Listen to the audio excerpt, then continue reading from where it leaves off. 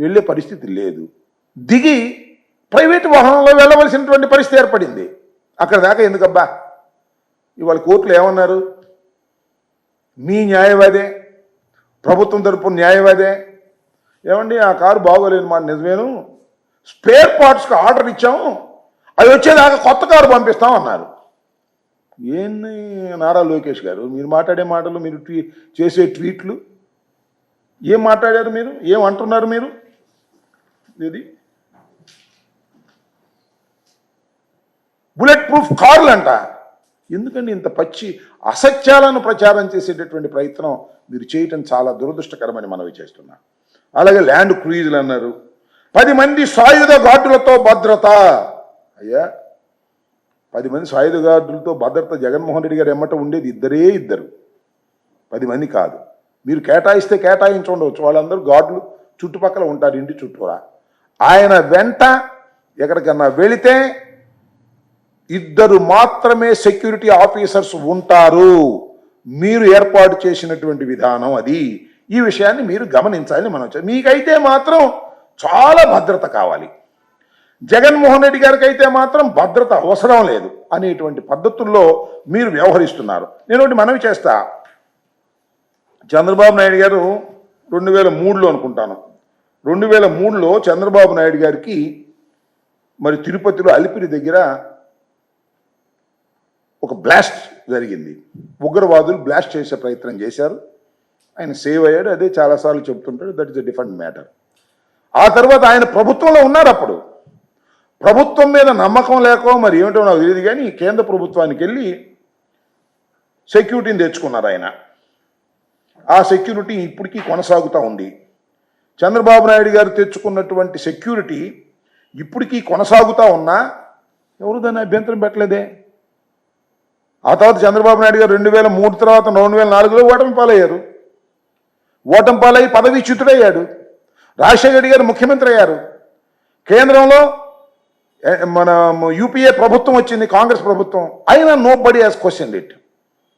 దాన్ని మీకు ఇచ్చినటువంటి సెక్యూరిటీని, కేంద్ర ప్రభుత్వం ఇచ్చినటువంటి సెక్యూరిటీని తగ్గించమని కానీ పెంచమని కానీ వద్దని కానీ ఎవరు మాట్లాడలేదు. కొనసాగుతానే ఉంది. ఇవాళ కూడా కొనసాగింది, మొన్నటి దాకా కూడా. దాన్ని అడ్డం పెట్టుకుని నువ్వు ఎంత గందరగోళం చేశావు?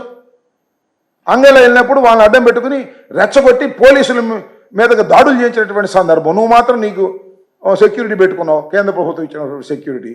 వీళ్ళేమో చివరికి ఒక కానిస్టేబుల్ కన్ను పోయినటువంటి పరిస్థితి కూడా మనం చూసామని మనం చేస్తున్నాం.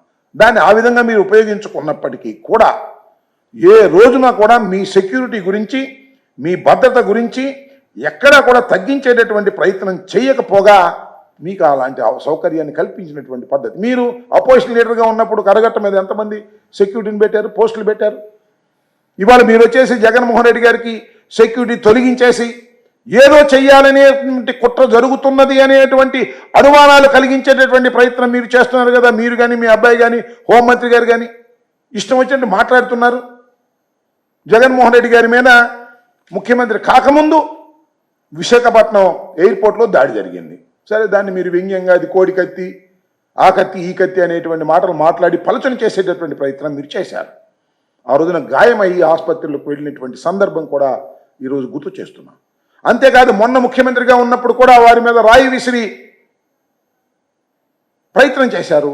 రాయి తగిలింది, గాయమైంది. దాన్ని కూడా వ్యంగ్యంగా మాట్లాడి ఇందా గోబెల్ ప్రచారం లాగా ఈటీవీ, TV5, ABN, ఈనాడు పేపరు, మీరు, మీ అబ్బాయి, హోంమంత్రి, ఇంకో మంత్రి చెప్పి ఏమే అంత బాగానుంది అనేటువంటి ప్రయత్నాలు మీరు చేసి మసిపూసి మారేడికాయ చేయాలనేటువంటి ప్రయత్నం చేస్తున్నారు. జగన్మోహన్ రెడ్డి గారికి ఉన్నటువంటి సెక్యూరిటీని మీరు కావాలని SRC రివిజన్ కమిటీ యొక్క నిర్ణయం లేకోకుండా మార్చి ఇవాళ ఏదో తప్పుడు ప్రచారం చేసేటటువంటి కార్యక్రమం నారా లోకేష్ గారు, ఈ నిక్కర్లు వేసుకునేటువంటి మంత్రి గారు ఈ రకమైన ప్రచారం చేస్తున్నారు. ఆయనకి ఇంకొక విషయం మీరు చెప్పాలి ఈ సందర్భంగా. ఇది చూడండి, నారా లోకేష్ గారు సెక్యూరిటీ ముందు ఎంతమంది ఉన్నారు, వెనక ఎంతమంది ఉన్నారు, ఒకసారి చూసేవాళ్ళు లెక్కేయండి. ఈయనకైతే ఇంత సెక్యూరిటీ కావాలి. ఇంకో విషయం చెప్పనా, నాకు తెలిసినంత వరకు ఇది ఇప్పుడు ఇది కాదు, ఈ ఎన్నికల సమయంలో ఆయన ఇప్పుడు మంత్రి కాదు, ఎమ్మెల్యే కాదు, కేవలం చంద్రబాబు నాయుడు గారి కుమారుడు మాత్రమే. చంద్రబాబు నాయుడు గారి కుమారుడికి మాత్రమే ఇంత కావాలి. ముఖ్యమంత్రిగా పనిచేసినటువంటి వ్యక్తి, మాజీ ముఖ్యమంత్రి రాజశేఖర రెడ్డి గారి కుమారుడు, అత్యంత ప్రజాదరణ కలిగిన, క్రేజ్ కలిగిన, ఆకర్షణ కలిగిన జగన్మోహన్ రెడ్డి గారికి మాత్రం డొక్కు కారు ఒకటి ఇచ్చి దాని స్పేర్ పార్ట్స్ కూడా లేనటువంటి పరిస్థితి కల్పించి ఆయన తిరుగుతూ ఉంటే ల్యాండ్ క్రూయిజర్లు సప్లై చేశామని అసత్యం మాటలు మాట్లాడే దౌర్భాగ్యానికి ఈ ప్రభుత్వం దిగజారటం చాలా దురదృష్టకరమని కూడా ఈ సందర్భంగా నేను చెప్పదలుచుకున్నాను. ఇవాళ తక్షణమే నేను మనవి చేసేది ఏంటంటే, ఒక్కసారి ఆలోచన చేయండి, హుందాగా ప్రవర్తించండి.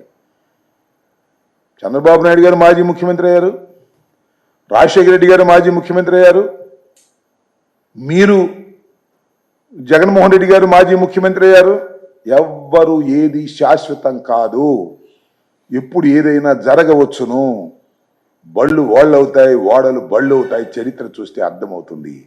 కాబట్టి కక్ష సాధింపుతో దుష్ప్రచారం చేయకండి.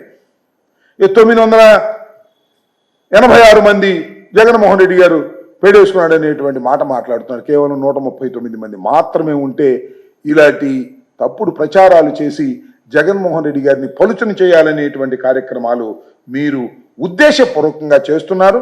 లోకేష్ లాంటి ఇన్మెచ్యూర్డ్ పొలిటీషియన్స్ కూడా దీని గురించి మాట్లాడుతున్నారు. దురదృష్టంగా ల్యాండ్ క్రూయిజర్లు 2 ఉన్నాయి, 2 ల్యాండ్ క్రూయిజర్లు, 2 బుల్లెట్ ప్రూఫ్ బుల్లెట్ ప్రూఫ్ వాహనాలు అనేటువంటి మాటలు మాట్లాడటం చాలా దురదృష్టకరమైనటువంటి వ్యవహారం. కాబట్టి జగన్మోహన్ రెడ్డి గారి భద్రతను పటిష్టం చేయవలసినటువంటి అవసరం ఉన్నదని మా అభిప్రాయం. దానికి ప్రభుత్వం ఎవరేదైనా ప్రభుత్వం, ఇవాళ మా ప్రభుత్వం కాకపోవచ్చు, మీ ప్రభుత్వం అధికారంలో ఉండవచ్చు, బట్ మాజీ ముఖ్యమంత్రి ఆయన. అప్పుడప్పుడు అంటే పులివెందుల ఎమ్మెల్యే అంటే పులివెందుల ఎమ్మెల్యే అంతో ఆయన అంతే, ఒక ఎమ్మెల్యే అంతో అంతే అనేటువంటి సంకేతాలు పంపుతున్నారు. అది కరెక్ట్ కాదు. ఆయన పులివెందుల ఎమ్మెల్యే అయినా ఈ రాష్ట్రానికి మాజీ ముఖ్యమంత్రి కుమారుడు. ప్రజలు ఆశీర్వదిస్తే మళ్ళా ముఖ్యమంత్రి అవ్వదగిన కెపాసిటీస్ ఉన్నటువంటి వ్యక్తి జగన్మోహన్ రెడ్డి గారు. అలాంటి జగన్మోహన్ రెడ్డి గారిని పలుచన చేసి మాట్లాడటమో, ఆయన మీద అపవాదులు వేయటమో, ఆయన మీద పదే పదే దుష్ప్రచారం చేయటమో, ఆయన భద్రతను తగ్గించటమో. నేను ఈ మధ్యన విన్న ఒక పత్రిక కోర్ కమిటీ సమావేశంలో మాట్లాడుకుంటూ అన్నారంట, మాకున్న సమాచారం, జగన్మోహన్ రెడ్డి గారు భద్రత తగ్గించాలి, ఆ జగన్మోహన్ రెడ్డి గారు ఉంటే తెలుగుదేశం బతకదు, ఆయన ఏదైనా చేస్తే బాగుండు అనేటువంటి మాటలు మాట్లాడుకుంటున్నటువంటి సందర్భాలు కోకొల్లలుగా కనిపిస్తా ఉన్నాయి. దీనికి బాధ్యత వహించవలసింది ప్రభుత్వమే. ఇవాళ చంద్రబాబు నాయుడు గారి నాయకత్వంలో ఉన్నటువంటి ప్రభుత్వం ఈ భద్రత తగ్గించటం వల్ల ఏదైనా జరిగితే దానికి బాధ్యత వహించవలసి ఉంటుందనే విషయాన్ని కూడా ఈ సందర్భంగా నేను చెప్పదలుచుకున్నాను. ఈ ప్రభుత్వాన్ని హెచ్చరించదలుచుకున్నానని కూడా ఈ సందర్భంగా నేను చెప్తున్నాను. దానితో పాటు ఈ జామర్స్ని కూడా అడిగితే ఇవాళ కోర్టులో కూడా ఏం చెప్పారంటే, జామర్స్ అవసరమైన చోట్ల పెడతామని ప్రభుత్వం చెప్పింది.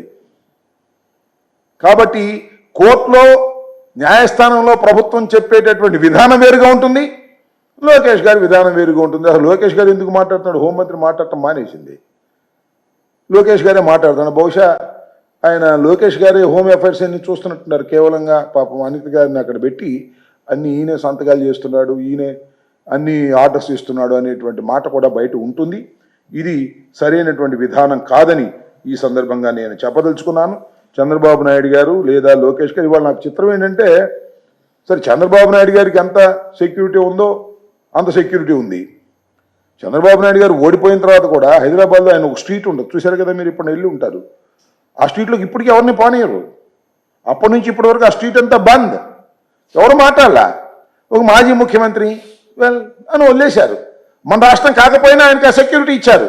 కానీ ఇక్కడ మాత్రం గేట్లు తెరిచి అందరు రండి, రండి, ఇదిగో జగన్మోహన్ రెడ్డి గారి ఇల్లు, ఫోటోలు దిగండి, లేదా కేకలేయండి, అల్లరి చేయండి అని రెచ్చగొట్టినటువంటి సందర్భాలు కనిపిస్తున్నాయి. దుష్ట సాంప్రదాయాలు మీరు ప్రవేశపెడుతున్నారు. చివరికి ఆయన మన లోకేష్ కుమారుడి పేరు ఉంది దేవాంశ, ఆయనకు 6 గన్మెన్లంట. అప్పుడు కూడా దేవాంష్కి 6 గన్మెన్లు ఉండొచ్చు, జగన్మోహన్ రెడ్డి గారికి మాత్రం డొక్కు బుల్లెట్ ప్రూఫ్ కారు ఇవ్వాలి. అదేమంటే 2 ల్యాండ్ క్రూయిజర్లని లేనిపోని అబద్ధాలు చెప్పేటట్టు కార్యక్రమం చేస్తున్నారు. చెప్తున్న మంత్రివర్యులకి అబద్ధాలు చెప్పవద్దు, అబద్ధాలు ట్వీట్ చేయవద్దు. మీరు ఒక బాధ్యత కలిగినట్టు, దో యు ఆర్ ఇన్మెచ్యూర్డ్, నువ్వు ఒక బాధ్యత కలిగినటువంటి పదవిలో ఉన్నావు మీ నాన్నగారి వల్ల. ఆ రకంగా వ్యవహరించి హుందాతనంగా వ్యవహరించే కార్యక్రమం చేయాలని ఈ సందర్భంగా నేను చెప్తున్నాను. దీనికి సమాధానం చెప్పమని కూడా చెప్తున్నా. 2 ల్యాండ్ క్రూయిజర్లు ఎక్కడ ఉన్నాయో ఖచ్చితంగా లోకేష్ గారు సమాధానం చెప్పమని కూడా ఈ సందర్భంగా మీ ద్వారా పత్రికా ముఖంగా వారిని అడుగుతున్నాను. ఇలాంటి అసత్య ప్రచారాలు దయచేసి చేయవద్దని. మీకైతేనేమో అంతా సెక్యూరిటీ కావాలి, ముఖ్యమంత్రి కాకపోయినా సెక్యూరిటీ కావాలి, అపోజిషన్ లీడర్గా ఉన్న సెక్యూరిటీ కావాలి, 10 సంవత్సరాల అధికారంలో లేకపోయినా సెక్యూరిటీ కావాలి. జగన్మోహన్ రెడ్డి గారు ఓటమి పాలైతే మాత్రం ఆయనకి సెక్యూరిటీ అవసరం లేదు, ఉన్న సెక్యూరిటీ అద్భుతంగా ఉందనేటువంటి తప్పుడు ప్రచారాలు చేస్తున్నారు. 900 పైచీలు కానిస్టేబుల్స్ వాడుకున్నారనేటువంటి మాట మాట్లాడుతున్నారు, విచ్ ఈజ్ ఫాల్స్. ఈ రెండిటికి కూడా అటు చంద్రబాబు నాయుడు గారు, ఇటు లోకేష్ గారు సమాధానం చెప్పవలసినటువంటి అవసరం ఉందని ఈ సందర్భంగా నేను చెప్పదలుచుకున్నాను.